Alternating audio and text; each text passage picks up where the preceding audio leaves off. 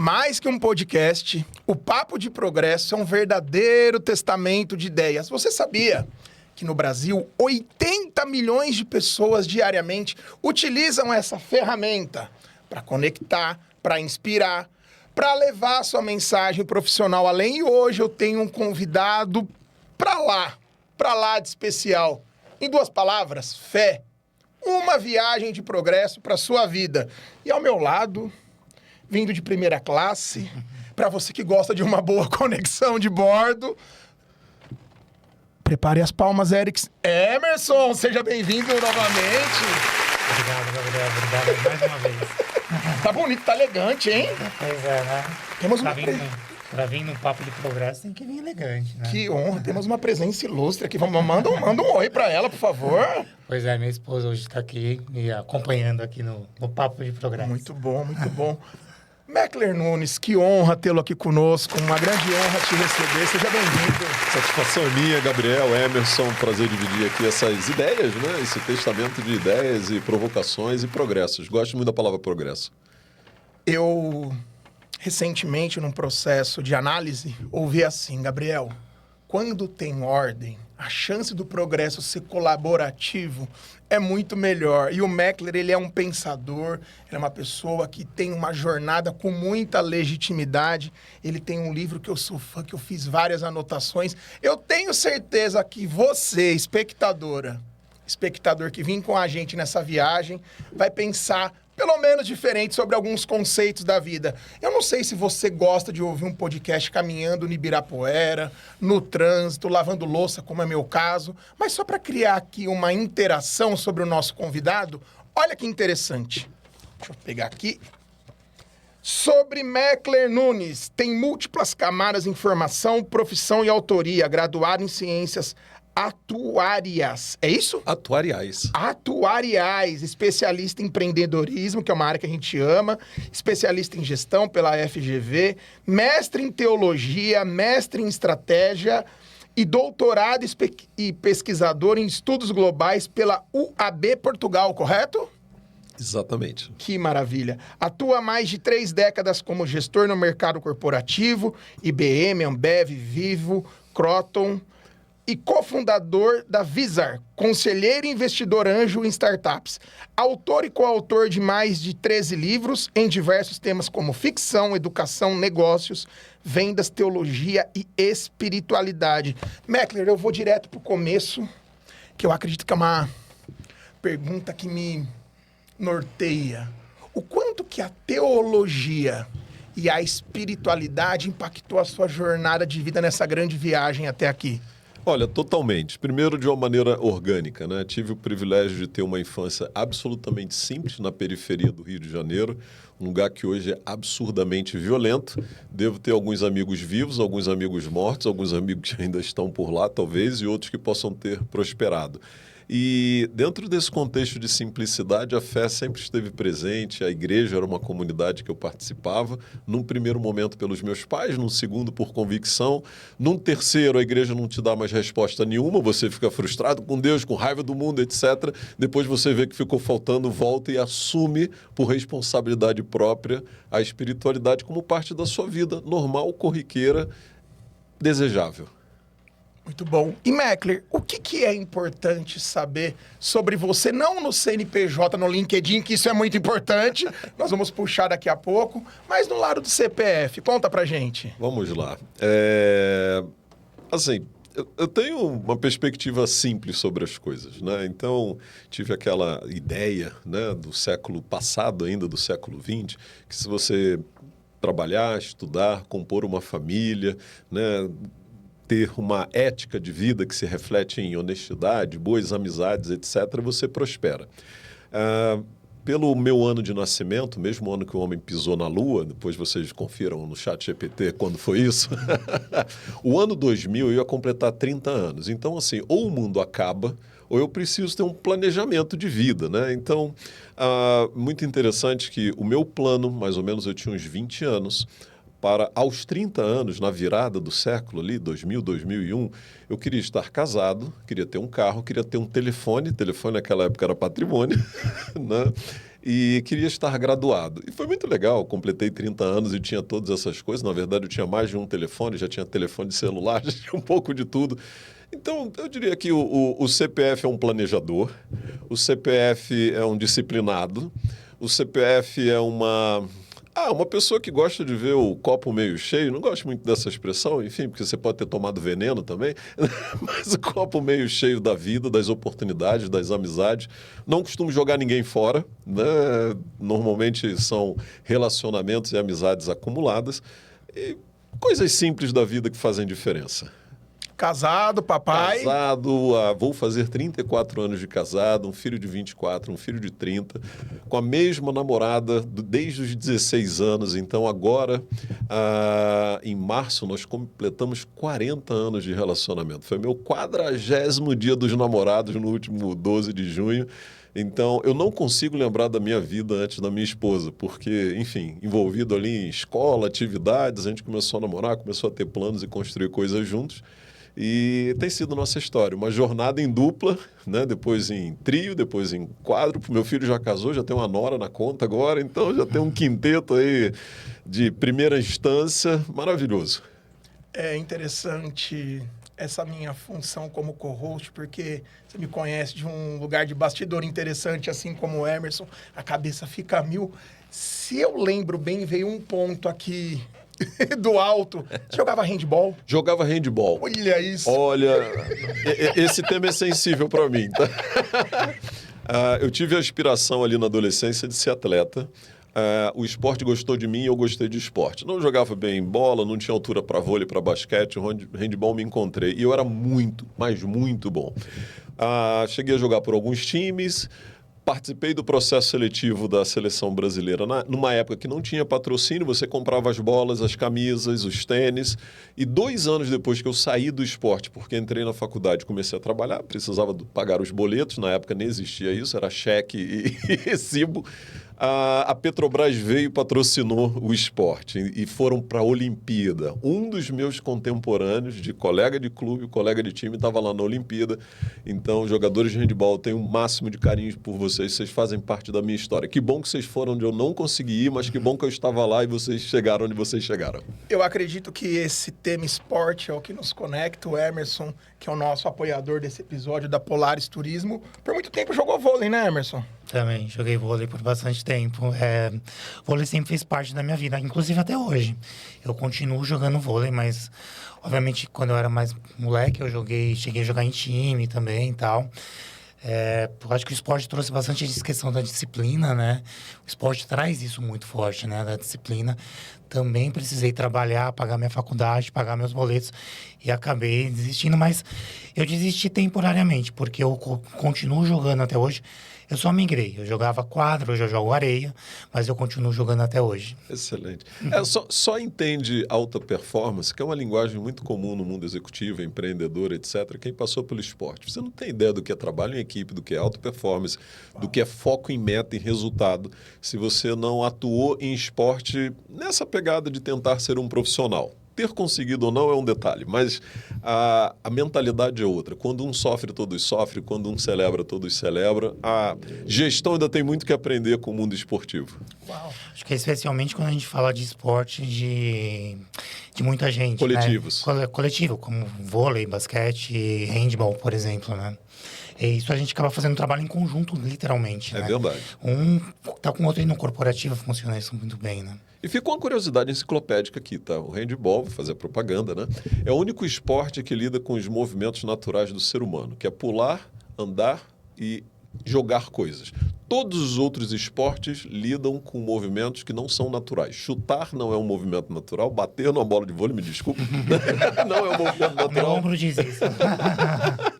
Jogar algo numa cesta de basquete não é um movimento natural. Então, handball, teoricamente, todo ser humano deveria jogar handball.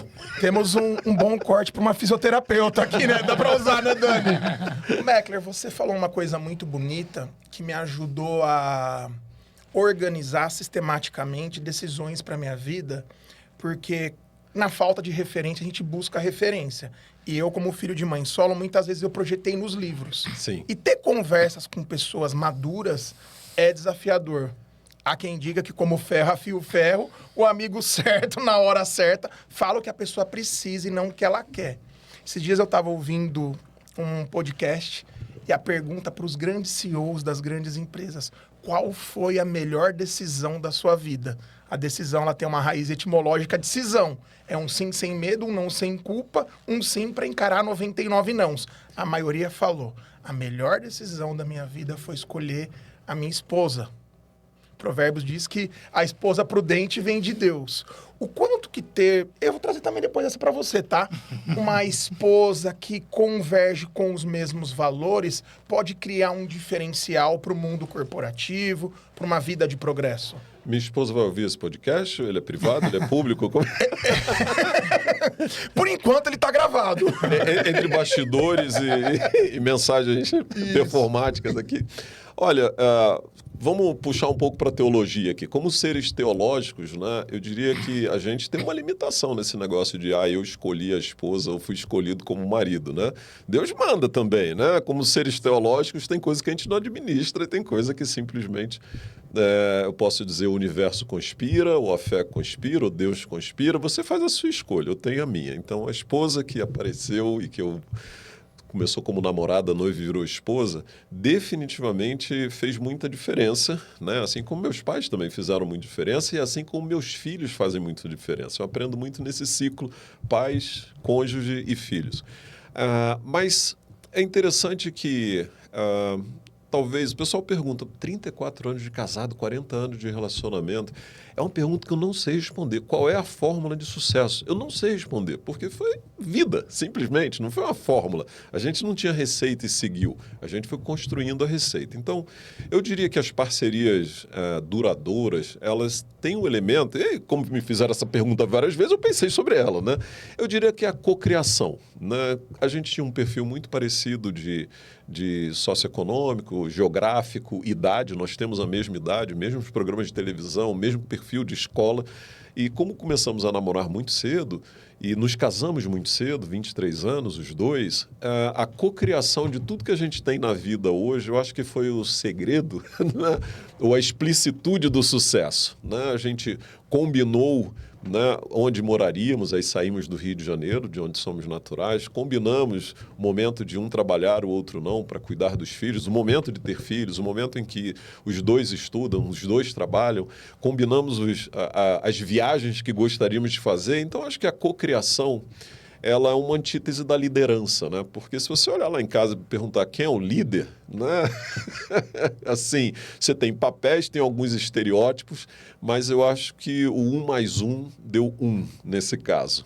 Uma pessoa, outra pessoa, um casal, né? E talvez nas corporações, essas hiperfragmentações que às vezes se faz de liderança e liderados, departamentos, né, desafios e metas, crises, oportunidade. Essas relações binárias, elas são pobres por premissa, né? Então, se um casamento não tem só relações binárias, talvez as empresas podem se tornar menos binárias nesse sentido. Filosofando um pouquinho aqui. Maravilha. E para você, Emerson, a importância de um relacionamento saudável, intencional, com propósito? No meu caso, a gente está junto há 12 anos. A gente vem de um segundo relacionamento, tanto eu quanto ela. E a gente veio no mesmo tempo. Que as coisas... É engraçado quando você diz, né, que as coisas acabam acontecendo. E para a gente foi mais ou menos isso. A gente teve o mesmo tempo de relacionamento anterior, separamos na mesma época, nos conhecemos rapidamente, a gente já acabou tendo várias coisas em comum, né? Uma das coisas que a gente tem muito em comum é amar viajar.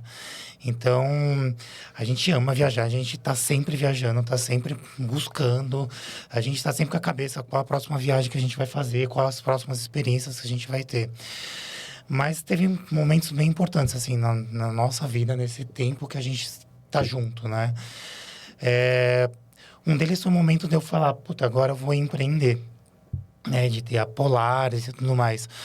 A Dani foi uma pessoa mais importante na minha vida neste momento, porque, aliás, está sendo, ela tem me apoiado bastante nesse projeto. É um projeto que a gente nasceu, na verdade, né? A gente está 4 anos quase com a empresa, mas a gente veio que do nada, assim, a gente vem construindo algo muito legal.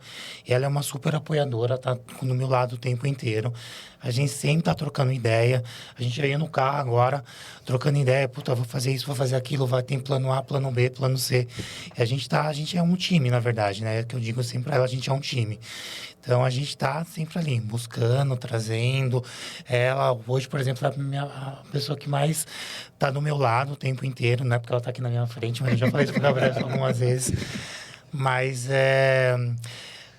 assim, hoje, por exemplo, ela é um canal de aquisição na minha empresa, assim, sabe? A gente faz um trabalho super em parceria o tempo inteiro. Então, cara, assim, para mim o casamento é super importante, ele é um time e a gente trabalha em conjunto, a gente tem sonhos juntos.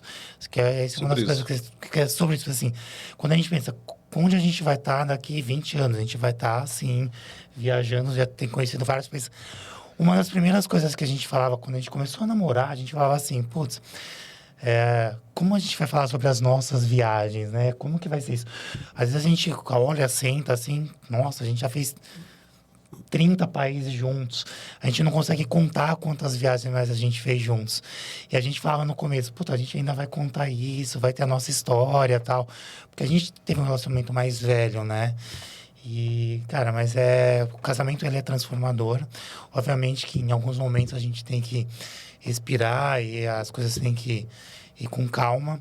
Mas, para mim, assim, eu não consigo me ver não casado. Você reparou que o Gabriel tá pegando consultoria com a gente, né? Bem, a sabedoria na multidão de conselhos, né? Em tempo de muitas informações, como diz o Yuval Harari, clareza é poder, Meckler. Trazendo aqui para um campo que nós nos conectamos, a leitura, eu acredito que é um grande relacionamento em aprofundar. Esses dias eu ouvi de um grande professor, teólogo, que ele fala que a teologia ela não forma pastores. Ela tem uma premissa em formar pensadores. Você no LinkedIn compartilha muitos conhecimentos, livros, coautorias, autorias. Queria que você contasse um pouco sobre essa grande viagem para nós e o diferencial cognitivo em tempos de IA, né? Porque há quem diga que hoje em dia um bom leitor já é uma soft skill. Vou começar por esse final. Um bom leitor é um hard skill, né? Por um motivo simples. Outro dia eu vi isso de uma professora, eu devo tudo que eu aprendi a meus professores, né? Que nós pensamos em palavras. Você não consegue pensar em algo sem que venha uma palavra, sem que uma palavra se forme na sua mente. Se você pensa uma cor, um lugar, uma pessoa, um nome, o gesto, a caracterização se forma em palavras na nossa mente. Então, como você aumenta a sua capacidade de crítica, de pensar em diferentes dimensões? Aumentando esse repertório. Como você adquire esse repertório? A leitura é uma excelente ferramenta. Então, ler é uma questão de sobrevivência, né, em várias dimensões. Não leitura no sentido estrito da palavra, porque o mundo foi alfabetizado nos últimos 250 anos, né? Depois que industrializou-se a forma de se educar de maneira sistemática nas escolas, nas disciplinas, etc. Antes, a grande massa de pessoas era semi-analfabeta, alguns totalmente analfabetos, a tradição oral prevalecia, mas haviam outras leituras de mundo. Hoje, a leitura é a letra, né? O livro, a palavra, etc. Então, é o 01 da nossa capacidade de evoluir, né? É ter em contato com mais palavras. E a boa leitura faz isso. Bom. Largada. Né? Sobre teologia, eu acho que vale a pena ler um pouco mais sobre isso. Eu encaro da seguinte forma.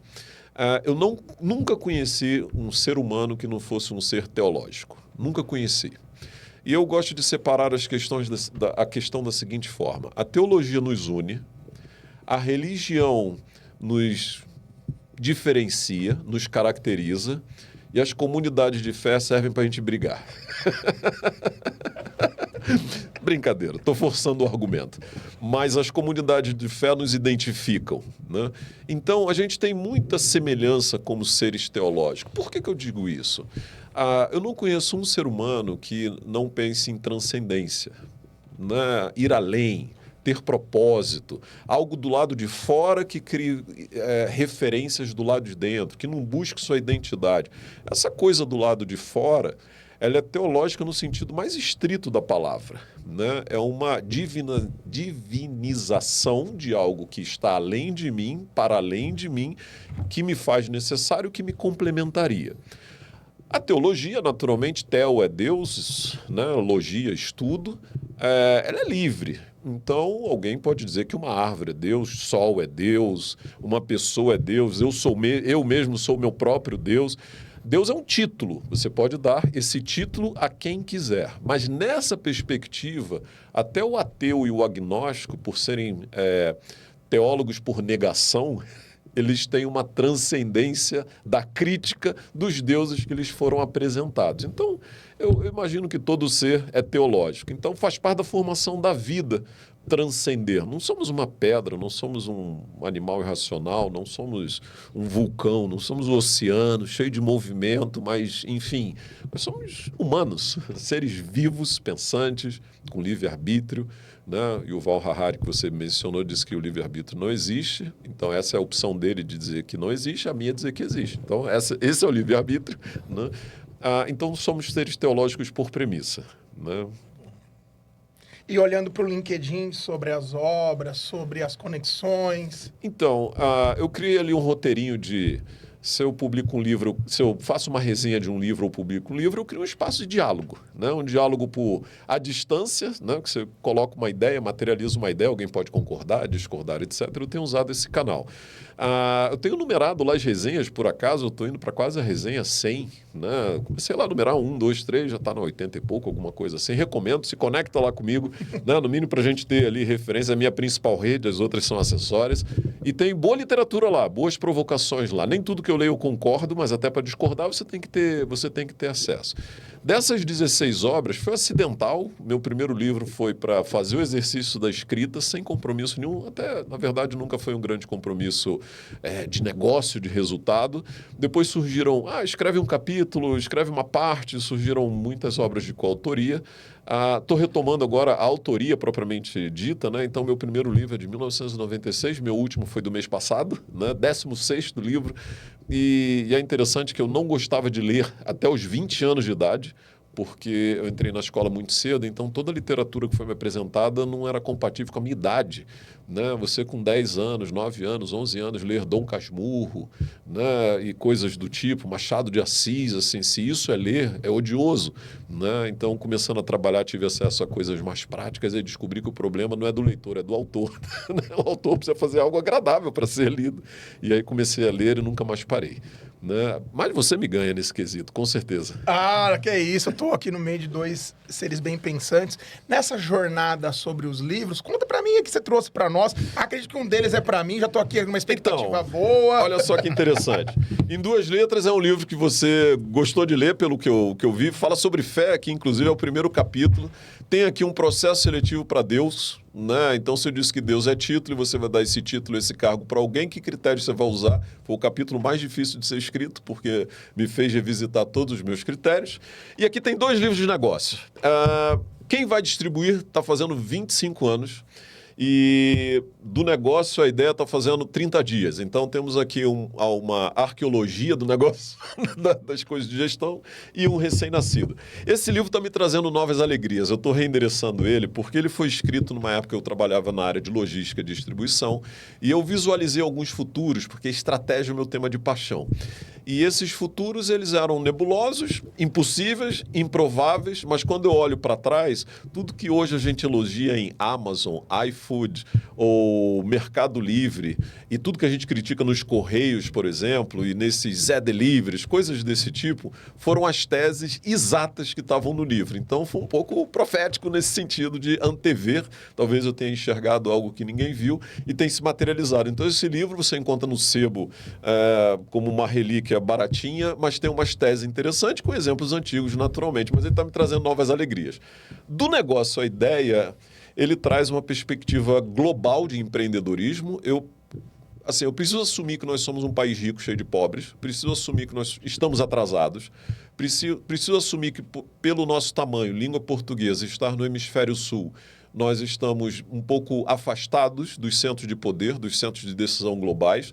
Então, o nosso empreendedorismo precisa se incluir numa realidade, num jogo que já está sendo jogado, com players bem estabelecidos, com uma velocidade muito intensa e que, às vezes, estamos um pouco alienados. Essa é a provocação desse livro, recomendo. Ele é um despertamento de Brasil, ele não parte do espírito de vira-lata, não, muito pelo contrário, né? É o Ordem e Progresso com os nossos heróis brasileiros, com os nossos traumas nacionais, mas com o espírito de nós também podemos, né? Então, estou empolgado com isso aqui. Daqui a 25 anos, quando alguém revisitar a tese, vai dizer, Meckler, você estava, complete a frase.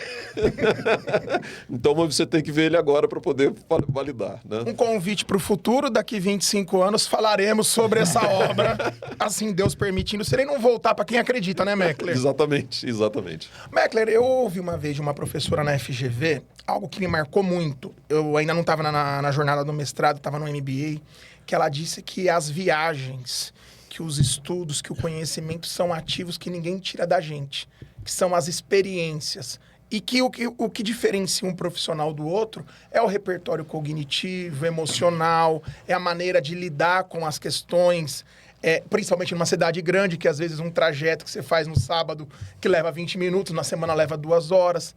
Teve alguma viagem internacional, nacional, que expandiu o seu repertório cognitivo? Uau! Assim, eu não tenho o recorde do Emerson, né? 30 países e contando, né? Mas eu também sou um viajante por impulso, né? Gosto muito de viajar de carro. Inclusive, fica a dica, recomendo o livro A Filosofia da Viagem.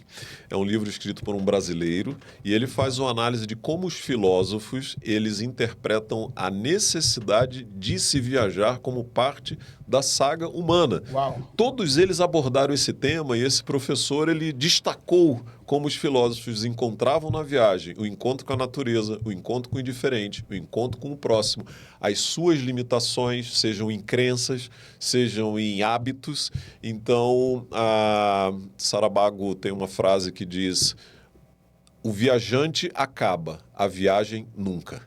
Né? Então, é inerente a seres moventes como nós algum tipo de viagem, ao exterior ou ao interior. Né? Tem esse elemento metafísico também da viagem. Então, encorajo, aí fica a dica do livro, já que é uma das resenhas do LinkedIn, mas está aqui também, vivo, e também eu não sou o bonzão que escreve só as coisas boas, não. Tem muita gente muito boa que a gente precisa ler e compartilhar. Olha, tem algumas viagens interessantes. Tem aquelas viagens de infância que, né, no século XX, os pais enfiavam todo mundo no carro, né, socavam de coisa, comida, não tinha graal, né, não tinha posto como temos hoje. E lá era um kit de sobrevivência no motorhome de 4 pessoas, né? E no chiqueirinho do Fusca. Exatamente, exatamente. Né? Tem aquelas viagens de recém-casado que são emocionantes, né? Da lua de mel, a primeira idade de 1 ano, enfim, etc. Mas tem uma que foi simbólica pelo volume de aprendizagem que eu tive. Quando fizemos 30 anos de casado, nós fomos para a Turquia. Pegamos um pacote de viagem comum, recomendo. Inclusive, já monta um pacote de viagens aí para a Turquia. Foi um dos lugares mais extraordinários que eu conheci. Mas a gente foi numa dimensão não de consumidor de viagem, mas numa dimensão cultural, que eu acho que é onde vem a beleza e a riqueza. País muçulmano, então eu como cristão li e conversei coisas que eu não estou acostumado, né? Tive uma aula, por exemplo, lá numa mesquita com um professor, né? Explicando uma série de elementos da tradição valiosíssimos, como teólogos e como religiosos. Como comunidade de fé nós temos as nossas diferenças, mas como pessoas que buscam a Deus temos muitas similaridades. Comida maravilhosa, povo interessante, custos parecidos com São Paulo e algumas coisas interessantes, como aquelas cavernas onde habitavam povos, os trogloditas, né, os homens da caverna, né, algo com 8 andares para baixo, 20 mil pessoas, pedra de rolamento para fechar a porta, igual a do túmulo de Jesus, né? Uma tecnologia de 10 mil anos atrás. Então, não fui naquela de, viajou de balão? Não, achei sem graça. Mas todo o restante muito valioso. Grand Bazar, considero o primeiro shopping center do mundo, num dos portais lá desde 1400 e qualquer coisa. Os comerciantes falando 5, 6, 7 idiomas, naturalmente para vender, né? Então, espectro limitado, mas você se sente em casa.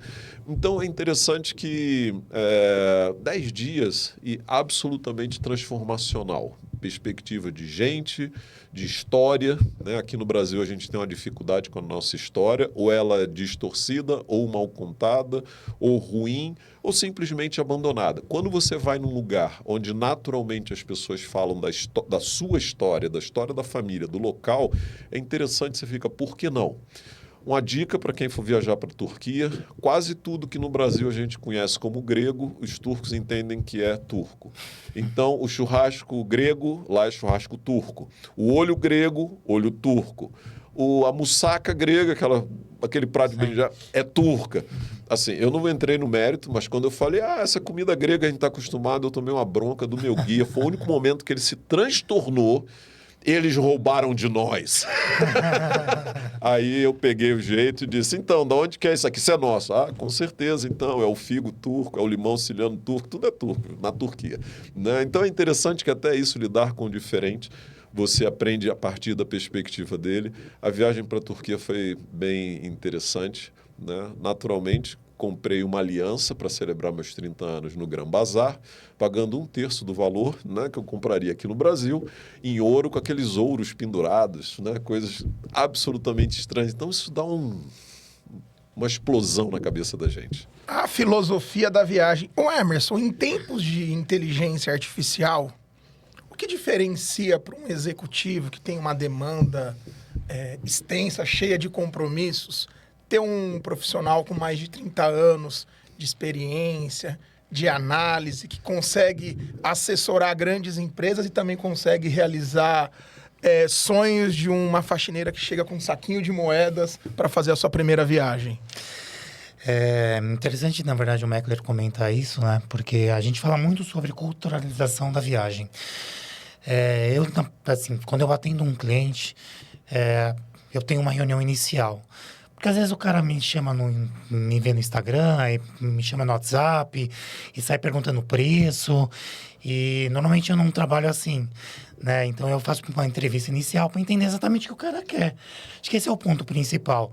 O que ele quer exatamente com essa viagem?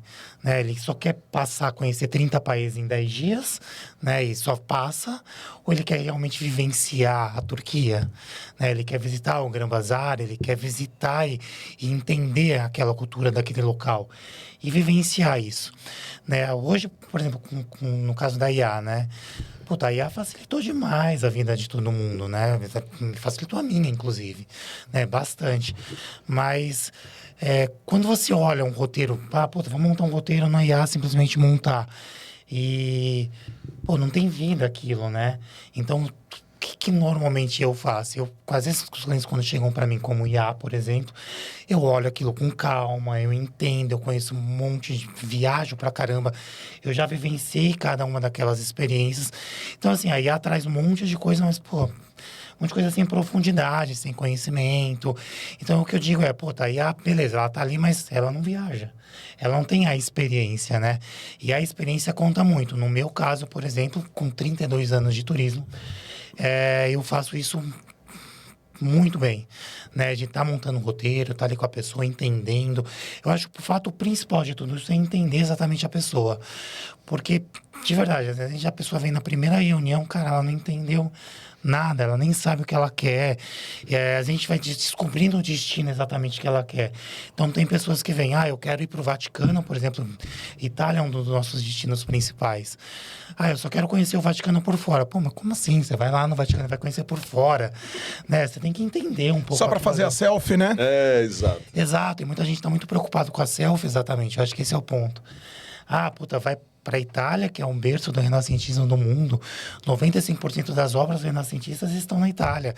E o cara não quer ir na Galeria Uffizi, por exemplo, para conhecer. Ou não quer passar por um monumento, ou não quer ir no Vaticano. Então, às vezes tem pessoas que chegam até mim e falam, puta, mas eu não sou cristão, eu vou fazer o quê no Vaticano? Cara, o Vaticano tem um cunho histórico, né? Independente da sua religião, né? E aí você disse bem, né? Independente da sua fé, exatamente, todos estão buscando Deus.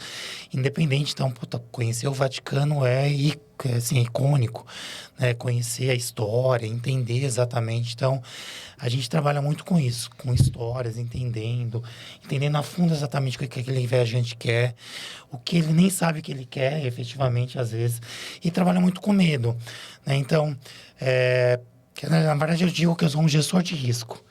Esse é o ponto. Porque, assim, eu tiro o risco que a internet hoje em dia, ela delegou um risco para as pessoas. Então, as pessoas vão lá na internet, buscam a melhor opção, vê o melhor preço, não sei o quê, mas e o risco que está por trás daquilo? E é isso que a gente trabalha, com o risco.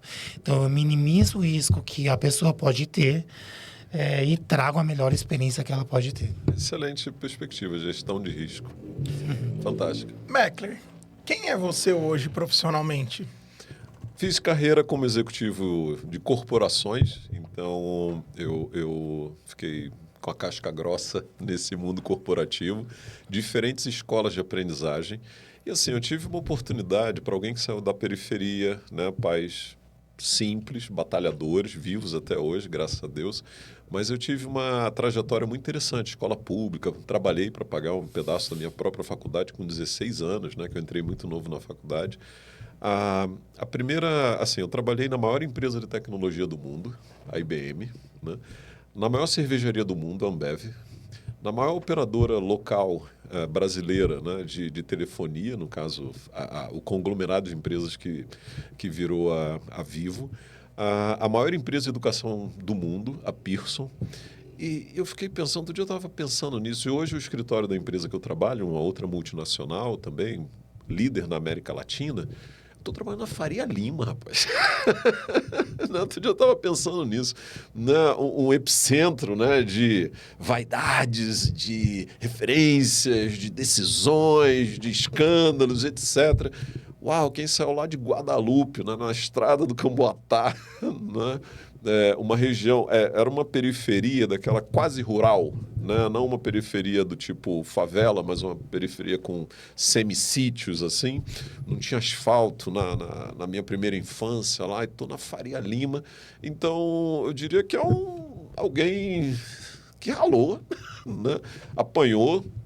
Me coloquei como aprendiz, né? Então todos esses trabalhos, essas corporações, essas vivências foram salas de aula, né? Do bom e do ruim, do certo e do errado, através de negócios, pessoas e crenças, né? Então são escolas de qualquer forma. Nunca abandonei a sala de aula literal. Eu estou matriculado em cursos do ensino superior há 18 anos, né? Fora a educação básica. Então, estou tentando fazer contas. Quantos anos da minha vida eu não estava matriculado em alguma coisa? Então, essa sede de aprender dá um elixir da juventude fantástico, porque como tem sempre a próxima coisa, você não pode perder tempo envelhecendo, né? Porque ainda tem algo a aprender, algo a fazer. A minha única frustração é que quando eu tinha 19 anos eu queria ter ido para a NASA. Não consegui, então agora com o IPO da SpaceX, talvez possamos resgatar o sonho. Elon, me espera aí. Nessa grande viagem, quando eu falo com você, eu lembro de um TED, de um livro do Rick Warren. Conheço. Eu comecei a apreciar em 2016. E eu estava numa fase em me achar demais. Um menino que veio de Jaú com R$10 na carteira para morar com a avó. Me API da Moca, se viu um CFO, trabalhando em uma grande agência de viagens, desfilando em 9 escolas de samba, saindo de segunda a segunda, porque São Paulo tem os seus atrativos. E no meio do carnaval eu ouvi a voz de Deus. E aqui eu deixo aberto, não para um lado religioso, sim, sim. Mas na Avenida do AMB eu ouvi falando assim, o que você acha que está fazendo com a sua vida? E acabou o desfile, um amigo meu falou, Gabriel, você tá muito pálido, cara. Você usou alguma droga? Eu falei, se eu tentar te explicar, não vai dar certo. E ali eu comecei a perceber alguns chamados da vida para o que é chegar lá. Porque às vezes numa viagem, né, Emerson? Sim. A gente quer chegar lá, a gente quer chegar lá profissionalmente. E eu comecei a me conectar com o nosso amigo Rick. E teve um dado momento da vida dele, ele fez a proclamação da posse do Obama, Sim. ele vendeu um livro com mais de 30 milhões de tiragens. Vida com propósito. Uma vida com propósito. Só que o que aconteceu? O terceiro filho do Rick tirou a própria vida. E ele fez uma entrevista recentemente que me marcou muito, que ele falou assim, até no... Deixa eu me organizar aqui, porque isso me emociona. No reino de Deus, até árvores quebradas dão frutos. Porque muitas vezes nós idealizamos o chegar lá, o conquistar nessa grande jornada, né? O que é hoje para você chegar lá, Meckler? Vamos tentar juntar elementos aqui, né? Vamos. Vou começar pela teologia, já que somos seres teológicos. O teólogo ele lida com um paradoxo muito divertido. Pelo seguinte, por premissa, né, pela transcendência que eu comentei antes, um teólogo tem que dizer que o Deus que ele escolheu para ser Deus é infinito, é eterno, é acima, é maior, é onipresente, é onisciente, etc. Então, no momento que o teólogo afirma isso, ele está alegando ao mesmo tempo a sua total impossibilidade de falar sobre teologia. Quanto mais ele avança em defender essa impossibilidade de se explicar a Deus, mais incompetente ele se torna. Então, esse é o paradoxo do teólogo. Mas a experiência não, que foi o que você teve na passarela. A explicação é um paradoxo. A experiência, ela cria mais do que uma cicatriz na alma. Ela cria um impacto que você não consegue se libertar. A Turquia também ficou no meu coração porque eu tive uma experiência dentro da Hagia Sofia, uma coisa que passou pelo cristianismo, pelo islamismo, por guerras e está lá de pé. Com várias camadas religiosas. Hoje, inclusive, ela não é considerada um templo, é considerado... O pessoal mascara um pouco em dizer o que é, uma estrutura, né? Uhum. E foi muito interessante que você faz uma visitação descalço, tem um tapete lindíssimo e limpíssimo, as pessoas, algumas ajoelham, rezam suas rezas, etc. E tem um espaço lá na frente que só os homens podem entrar. Fiquei meio de preconceito com isso, né? Que eu estava com a minha esposa, braço dado, e disse, não vou. Ela, vai lá. Se o lugar para os homens, tem que ir lá. Vai que Deus fala contigo, né? Nessas horas a parceria, né? Acabou de falar, né?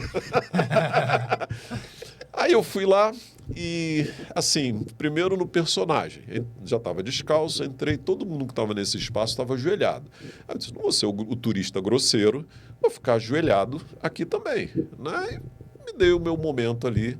Obrigado, Deus, por essa viagem, por 30 anos de casamento. Comecei a fazer minha oração de gratidão. Não durou 30 segundos, né? Eu tive essa experiência de... Vou te dar uma de primeira aqui, ninguém sabe disso, tá? Só minha esposa e meu celular que está anotado lá, porque eu tive que anotar, senão eu esquecia. E eu vi nitidamente essa conexão, né? A religião, a religação ali com Deus, e vieram 4 perguntas na minha mente, que talvez um dia virem um livro, mas no mínimo viram uma experiência. Você está aqui, né? É uma pergunta retórica. Sim, estou aqui. Eu estou aqui, sim, porque essa voz não é minha, né? Eu estou contigo. Você acredita? 4 frases curtas, né?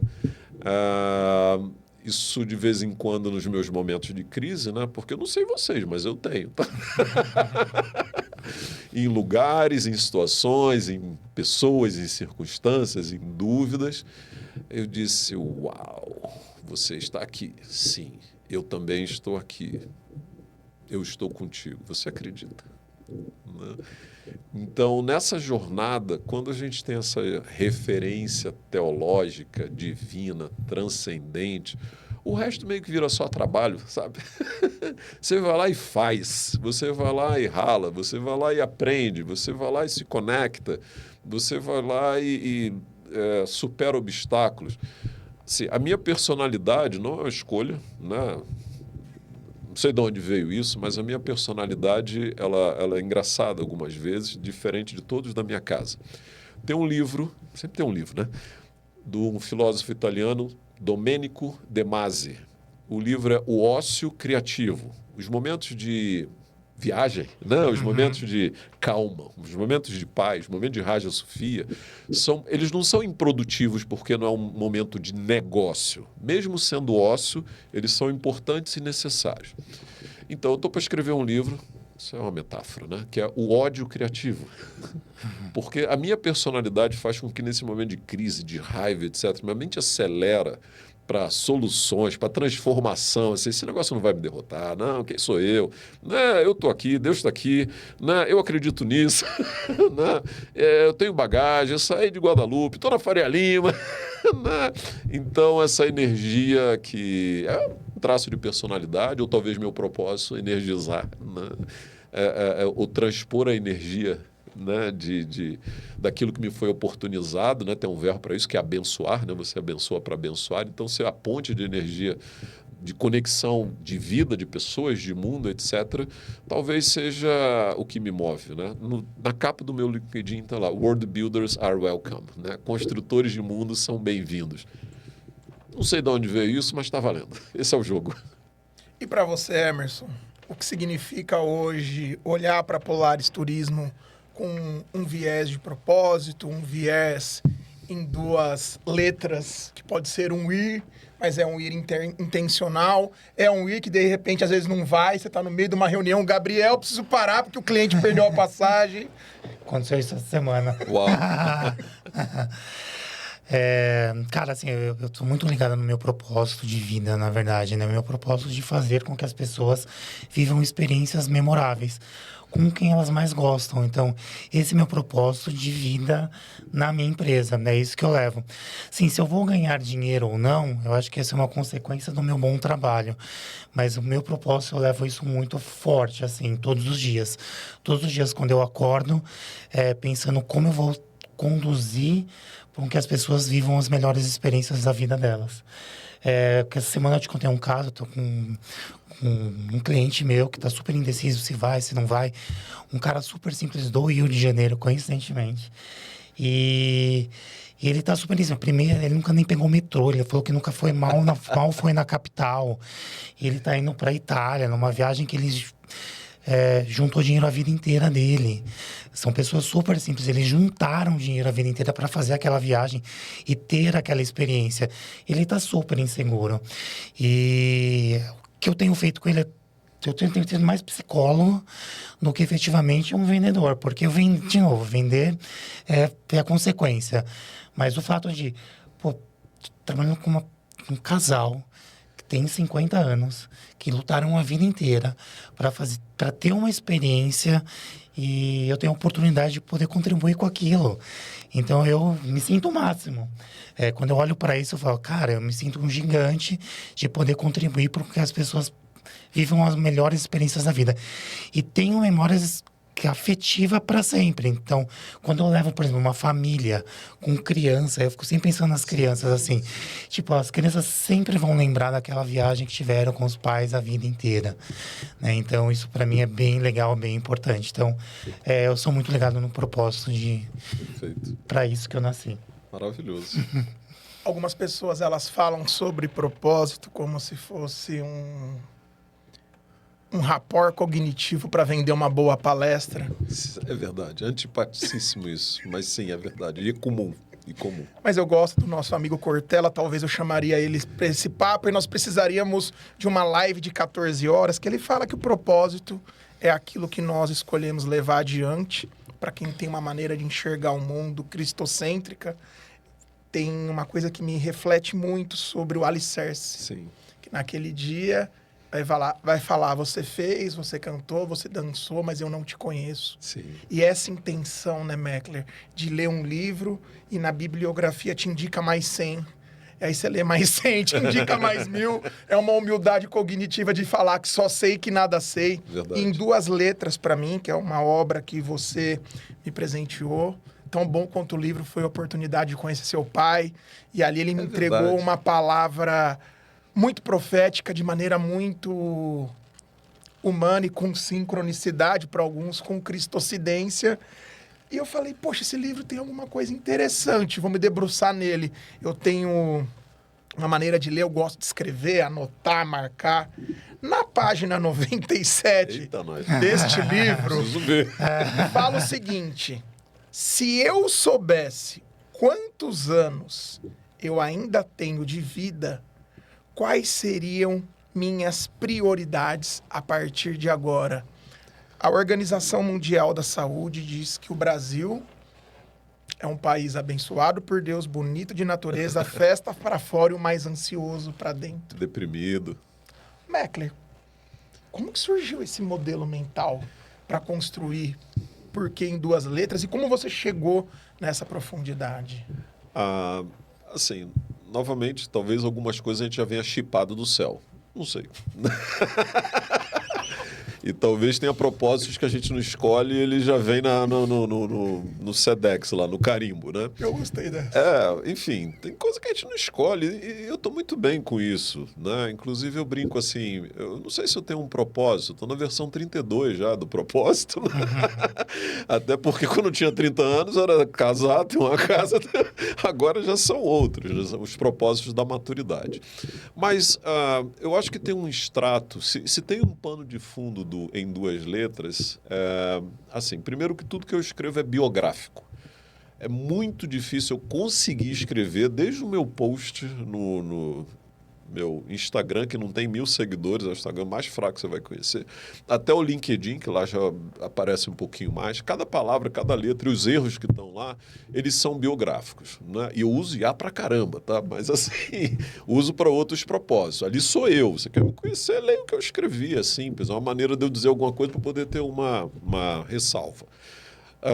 E eu diria que eu aprendi a gostar de pessoas, né? E até desenhei uma escala para isso, né? O pior humano é o da apatia. O segundo pior humano é o da antipatia. Mas o antipático ainda reconhece: eu não gosto de você, mas tem um você ali, pelo menos. Então já tem eu, já tem o outro. A simpatia já é o lado bom da força, né? E a empatia seria o auge daquilo. Tem um outro auge que eu estou tentando criar, que é a telepatia, mas não cheguei nesse ponto ainda. Quando você, né, até a distância, você conhece. Mas é interessante quando você vai vendo a humanidade, o ser humano, a pessoa, o sujeito, né, nessa escala de conexão. E aí é interessante, né? Quando você pega uma pessoa muito ácida, muito azeda, muito triste, muito desonesta na sua frente, você não tem a obrigação de transformá-la. Mas se calhou de você estar ali, eu disse, será que eu consigo desbloquear alguma coisa nessa alma, né?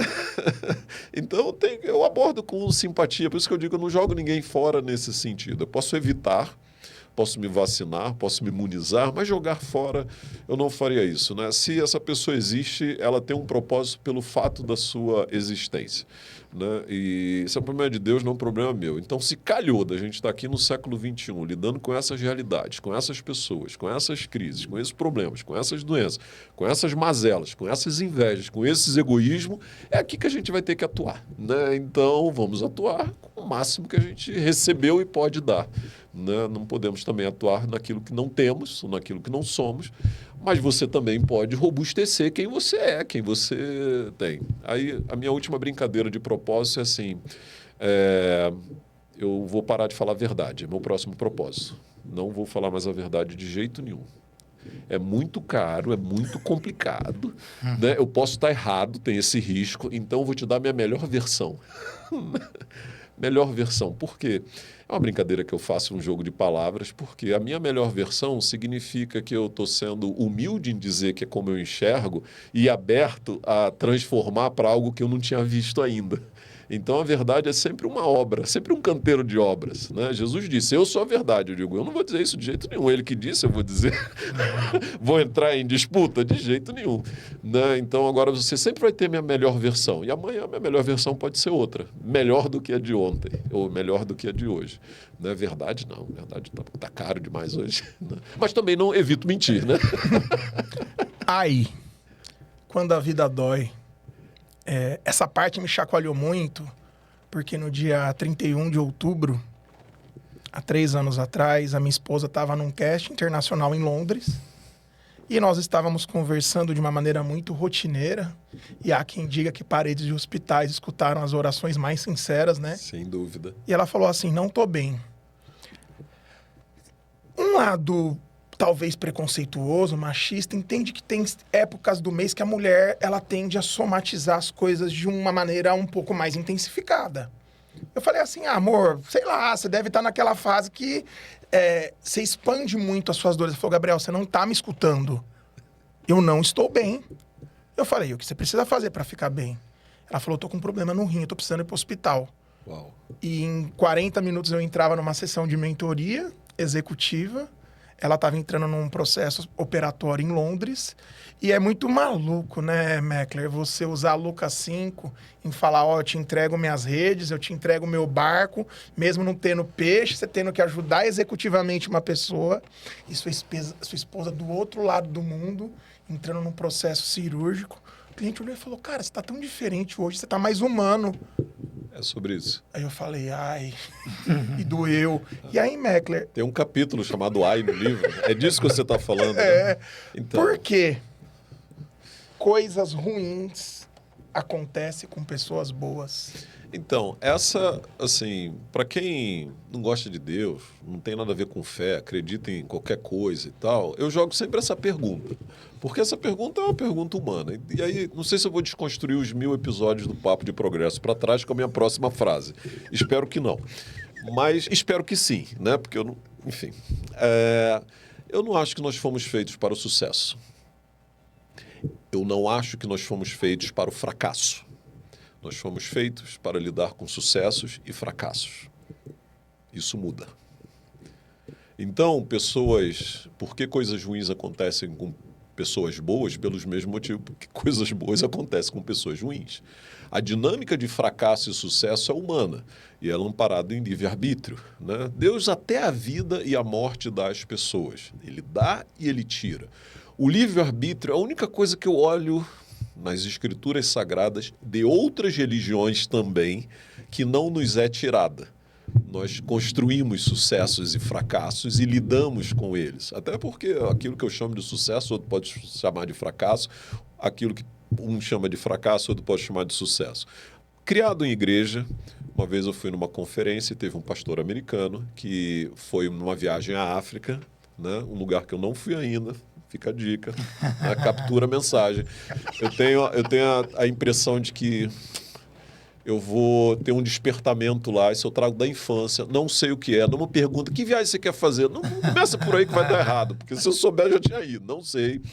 Mas ele foi num congresso de pastores na África. E os americanos, quando foram orar, fazer uma oração lá entre eles, grupo pequeno, pediram a bênção de Deus, de tanta adversidade que aquele povo africano tinha, de tanta poucos recursos, né? E dizer, Deus, essa diversidade, essa precariedade pode afastá-los de ti. E a oração dos africanos foi, Deus, essa abundância que esses americanos têm, essa riqueza, essa falta de necessidade pode afastá-los de ti.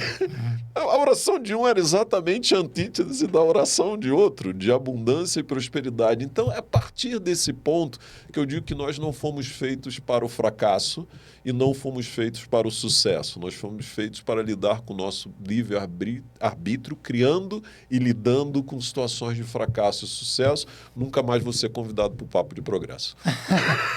Mas nenhum deles estão errados, né? Nenhum dos pensamentos estão errados. Não, mas numa grande viagem você tem tribulações. Eu conheço as pessoas mais profundas, Meckler. Pra você ter uma ideia, nos últimos 7 anos nós gravamos 280 episódios de podcast, tanto aqui no Papo de Progresso como no Muvon, que é uma área de crédito, é uma área onde eu entrevistei o ex-CEO do Itaú no Paraguai, na crise de 2008, que não é LinkedIn, é super LinkedIn. Eu fiz um projeto sobre nanotecnologia no Cubo do Itaú, onde chegaram as Big Four de consultoria, com 8 seguranças. Eu olhei assim, isso não é o compliance, é o compliance do compliance. E quando a gente consegue acessar esse lugar sagrado do CPF, eu acredito que o grande rapport da vida está nos perrengues pedagógicos. Sem dúvida. Quantas pessoas que eu vi já sofrendo em áreas que quando elas sublimam, principalmente doenças com câncer, términos, traição, ela tem uma autoridade do nu, que é uma parte do livro que eu amo. E aqui eu acredito... Olhar cínico, a gente consegue 15 minutinhos de lambuja? Ô, dá uma salva de palmas pro olhar cínico. Em Eclesiastes 1,18 é um dos meus livros favoritos. O grande professor Alan Brizotti, um grande parceiro, ele fala que o Eclesiastes é o grito da alma. É aquele momento da vida que você começa a entender sobre finitude, sobre apreciar, e que o excesso de informação e de estudo pode gerar enfado, né? Eclesiastes 1,18. Meckler, o que significa esse nu em duas letras? O se despir das próprias convicções, o se despir desse lado arrogante, prepotente, que às vezes os resultados podem gerar. Isso aconteceu muitas vezes comigo. Vou dar uma dica prática que eu faço em algumas dinâmicas de grupo. Fica aí a dica prática. Pega uma folha de papel, numera de 1 a 20 e começa a escrever assim, eu sou. Desafio, se você passar do número 7, você já é medalha de prata. Né? Não tem nem bronze nesse jogo, é prata e ouro só. Se chegar até o 15 em menos de 2 dias, olha o prazo que eu estou dando, você é medalha de ouro. Se completar os 20, você sabe quem você é. Esse exercício dá um travão, porque você começa botando sua profissão, sua formação, né, seu atributo do IBGE, sou casado, sou carioca, sou brasileiro, sou não sei o quê, minha idade e tal. Depois que passa essa camada, que nem deveria estar nessa folha, porque isso é quem você está, não necessariamente quem você é, aí você começa a invadir a alma numa outra dimensão. O nu do livro começa ali a partir do item 9, 10, 11, 12, na página 2, enfim. Eu que promovo esse exercício e faço esse exercício, tenho dificuldade com ele, que eu já fiz com 20, com 30, com 40 anos. Tenho dificuldade de chegar em 20, já cheguei em 25 num determinado momento, e isso porque eu sou o promotor da coisa toda, mas às vezes só se autodefinir é difícil. E aí a gente vai perceber também que a nossa identidade é complexa. Né? É um barato, que a ciência avança e ela vai colocando camadas. Né? Hereditariedade é uma camada, ambiente é uma camada, formação é outra camada, o CEP de onde você nasceu, outra camada, enfim. Só que a ciência, às vezes, ela vai canibalizando a anterior. Não era isso, agora é isso. Não era aquilo, agora é esse outro. É acúmulo, né? A gente vai acumulando essas camadas. Por isso que esse exercício, né, que é uma baita invasão pessoal quântica, né, vai nas engrenagens ali de corpo, alma e espírito, eu recomendo bastante. Fica aí o desafio, né? Qualquer dúvida, as dúvidas fazem parte da prova, como dizia um professor meu, fique à vontade. E o nu é esse lugar. Né? Agora, para os teólogos de plantão, ou seja, todos os humanos, esse é o ponto onde você faz um processo seletivo bom para Deus. Porque se você não tem um Deus que te responde a isso, aí a sua identidade vai ter um buraco que você não consegue listar 20 coisas a seu respeito. Né? Então, no meu processo seletivo para Deus, eu disse, não, Deus não pode ser uma caixa de sapato. Não pode ser uma estátua de pedra. Não pode ser o sol. Não pode ser só isso. Fica pequeno porque não me responde algumas coisas. Aí você vai transcendendo e vai se espiritualizando. Esse é o desafio que eu fiz para mim mesmo. É um livro biográfico. Se serviu para você, eu fico muito feliz. Foi a minha melhor versão. Não tem verdade alguma nesse livro. É só uma versão de alguém que está em busca também, tentando preencher um formulário com 20 itens. Basicamente é isso. Esse é o ponto do nu, né? Onde você tira essas camadas, essas histórias de sucesso, de fracasso, de conquista, de formação, de endereço, de família, de crise, de idade. Tudo bem. Primeiro que você também não é único, né? Com 8 bilhões de pessoas, né? Tem aquelas pessoas... a coisa mais insuportável que a gente tem hoje é a guerra, na minha opinião. A guerra é a desconstrução de qualquer coisa que se associa à palavra humana, e a gente está tendo algumas aí, permanentemente alguma coisa em guerra. Quando eu vejo uma cena de guerra, uma situação de guerra, eu fico pensando, onde é que nós erramos, gente? Né? E aí, quando eu penso na frase que nada que é humano me é estranho, porque eu sou tão humano quanto todos os outros, não vou lembrar de quem é essa frase agora, de um poeta grego, assim, é ele, mas podia ser eu. Né? Então, tem alguma coisa que a gente ainda pode construir, por isso construtores de mundo são bem-vindos. Né? A gente precisa. Uau.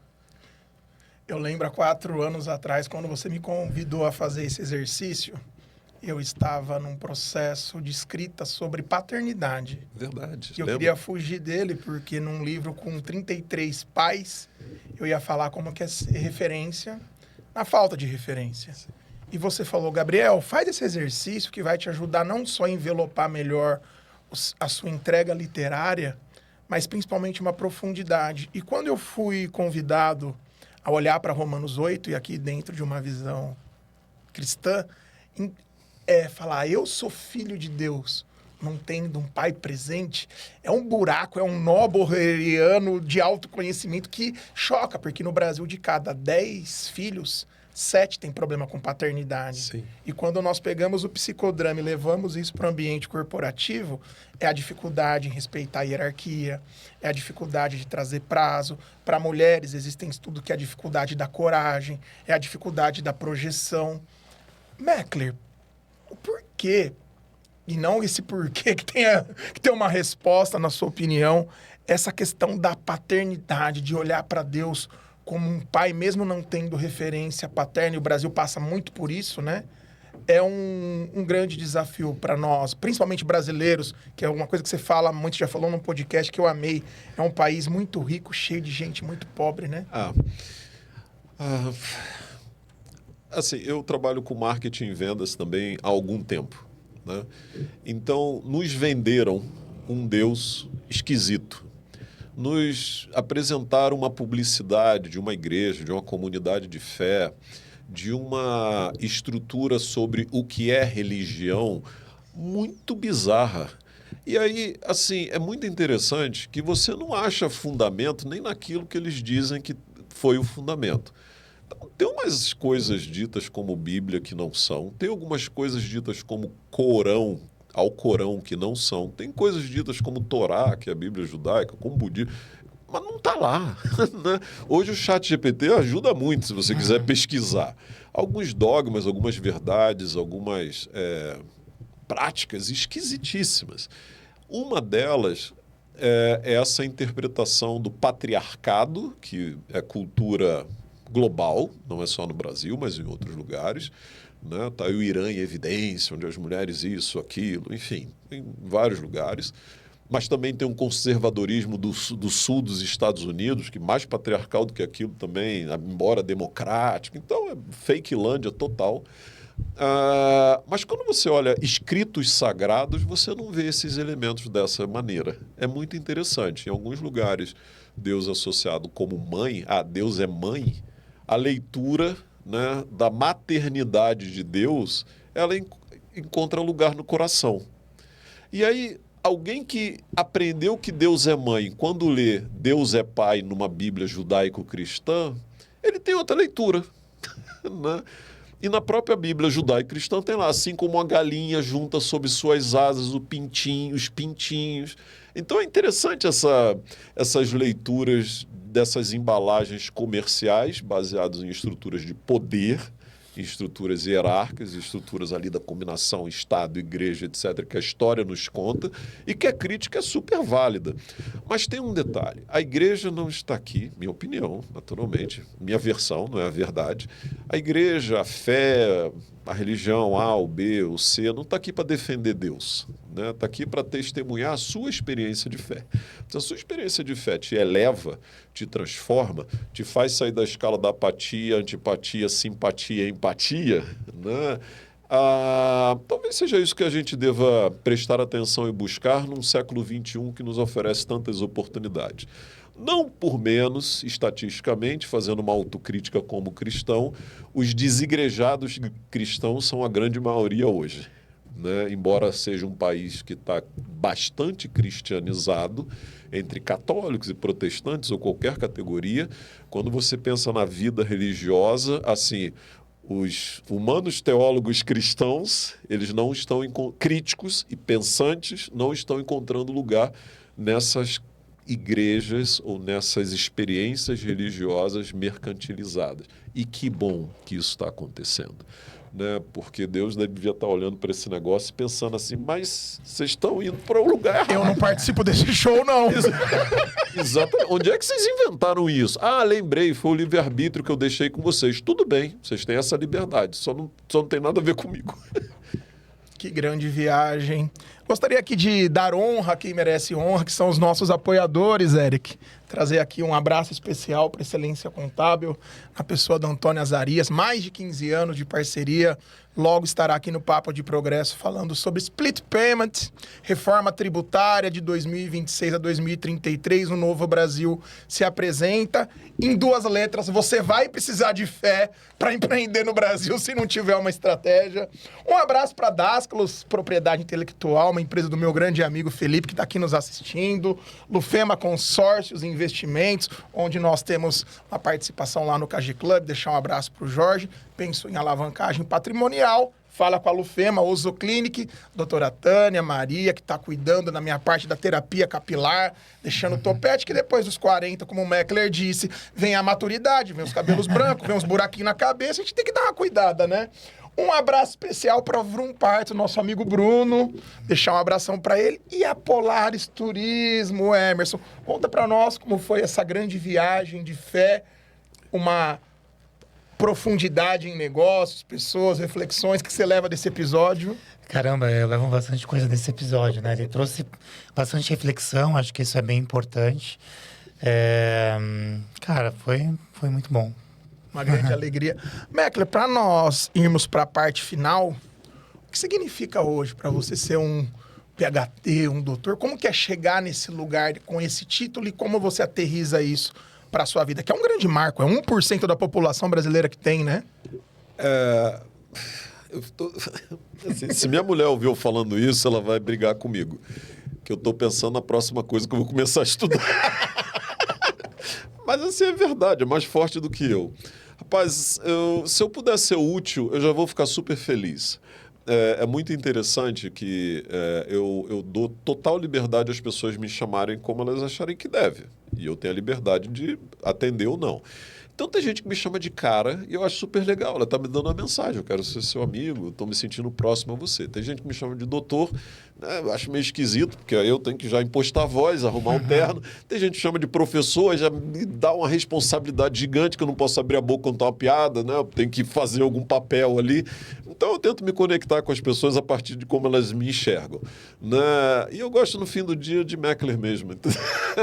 Se eu pudesse me manter como Meckler, eu prefiro ser o nu do livro, sem qualquer camada. Se fizer diferença para você, use. Se não fizer, me chama pelo meu nome. Eu gosto do meu nome. É único no IBGE, inclusive, né? E agora, uma outra coisa, assim, esse último livro sobre empreendedorismo, esse é o modelo mental que está ativo no meu momento atual. Né? Vou usar essas palavras gringas que são lindas. Esse mindset, né, de empreendedorismo, para mim, ele tem servido no CPF e no CNPJ. Eu também sou empreendedor, tenho uma empresa, enfim, além da vida corporativa. Ele tem me servido para essa mentalidade de continuar aprendendo. O empreendedor, né, ele junta ali naquele caldeirão o risco, a oportunidade, uma visão que só ele tem, a solidão de ninguém entender o que ele está falando. Então, a vida, de uma certa forma, além de uma viagem, né, e aí vocês falam com a Polaris, é um certo empreendedorismo global. Né? Porque o mundo se tornou pequeno, daqui a pouco tem gente morando na Lua, em Marte, onde quiserem, né? Mas o global já está dado. Né? Então, tem uma vida enorme que a gente pode vivê-la, né? Não precisamos estar em todos os lugares, mas podemos ser presente na presença da vida como ela se apresenta hoje. Então essa mentalidade empreendedora, que é o teu podcast, ele precisa, tem um termo espanhol que eu acho lindo, progressar. Né? Não temos exatamente esse verbo em português, mas assim, progridam no empreendedorismo de vida de vocês. Tem muito mais adiante. O que significa empreender no Brasil? Ir contra um grande sistema, né? Um sistema de crenças pesadíssimas, de assistência, de isolamento, de falso orgulho. Eu fiz um post, eu sou brasileiro com muito orgulho, com muito amor. O aspecto energético disso é maravilhoso. O aspecto arrogância disso é terrível. Né? Então, empreender é lidar com variáveis em trânsito. Né? Tem um monte de sigla americana para isso, mas enfim, não vou usar nenhuma. Mas eu diria que tem sido desafiador, mas a palavra que eu quero deixar gravado é assim, estamos atrasados. Então, nesse momento, é um jogo de velocidade. Estamos aterrissando na saideira do nosso episódio. Quero te agradecer, estou muito feliz. Qual a importância para um empreendedor ter a comunicação como um diferencial? E nesse lugar de desembarque, senhor Emerson, o que faz uma pessoa ser um bom comunicador, na sua opinião? A frase que eu costumo usar é assim: quando você estuda, seu time aprende. Né? Existe um efeito colateral de ponte, de conexão. Então, quando você se comunica, você também recebe boas comunicações. Quando você estuda, o time aprende. Quando você lidera, as pessoas reagem. Então, ainda, né, na história humana, que é alfabetizada tem 250, 300 anos, mas de espécie uns 10 mil anos, o exemplo ainda tem sido a marca que nos distingue. Eu gosto da frase de Santo Agostinho, posso errar, mas acho que não, sobre o Evangelho. Evangelho significa boa notícia. Então, teoricamente, teólogos e cristãos são chamados para darem boas notícias, todas as boas notícias, não só algumas boas notícias. E ele diz, olha, dê boas notícias, com gestos, com ações, com atitudes, com decisões, com tudo. Se necessário for, com palavras. Se necessário for. Então, acho que o exemplo vence todas as palavras nesse sentido. E a saideira para nós finalizarmos. Para você, Meckler, o que significou estar aqui no Papo de Progresso? O que é um bom papo de progresso para você? Assistam, né? Primeira coisa. Compartilhem, coisa número 2. Terceiro, escolha um elemento, um só, e põe em prática amanhã. Não faça tudo de uma vez. Ou na semana. Coloca na sua agenda. Aqui tem uma distância enorme daqui para cá. Né? Faça essa distância encolhida e use. Você teve uma riqueza enorme assim nesse episódio e todos os outros. Obrigado, Gabriel, porque você está criando esse espaço, essa oportunidade, e que o progresso venha para você, para o Emerson e para todos que passarem por esse fórum. Obrigado, meu amigo. Livro maravilhoso, do negócio à ideia. Em 2 letras eu me debrucei. É um conteúdo que fala muito comigo sobre a minha jornada. E para você, espectadora, espectador, não despreze o poder dos pequenos começos. Mudanças estruturais são gradativas e nunca se esqueça, o nosso progresso é sempre para benefício de muitos. Um abraço e até mais. Valeu!